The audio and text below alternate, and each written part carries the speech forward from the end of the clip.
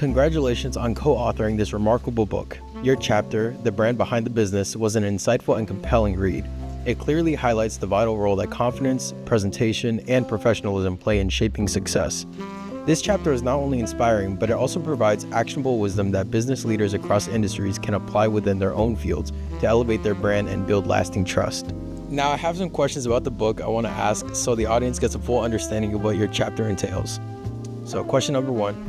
How do you think a customer's perception of a brand's confidence in its price influences whether they see it as valuable or dismiss it as overpriced? Well, it's true. Perception often is reality. No ifs, ands, or buts about it. It's reality. If a business projects uncertainty through cheap packaging, sloppy presentation, or hesitation in pricing, customers interpret that as lack of real value. And, no matter what, you go somewhere and the packaging is cheap, if it's not put together very well, the first thing you're thinking is this is a cheap product and it's not going to hold its value. On the other hand, when confidence is evident in everything from your price point to your professional presence, customers naturally assign more worth to your offering. I look at big things.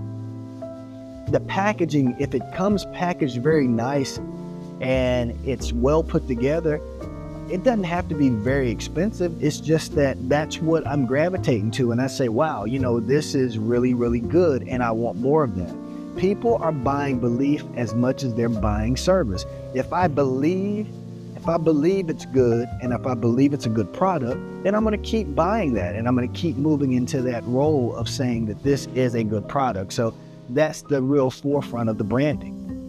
You mentioned if you don't believe in the overall value of your product, others won't either.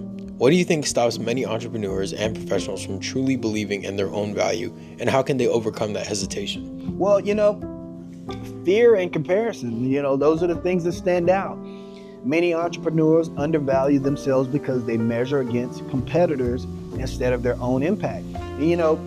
When you're going against the competitor instead of your own impact, what you're doing is you're chasing the dream of the competitor and not yours. Again, you want to be able to learn from the competitor, but you don't want to chase them. The solution is clarity.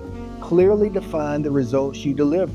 Remind yourself of the transformation your work brings and stand firm in it.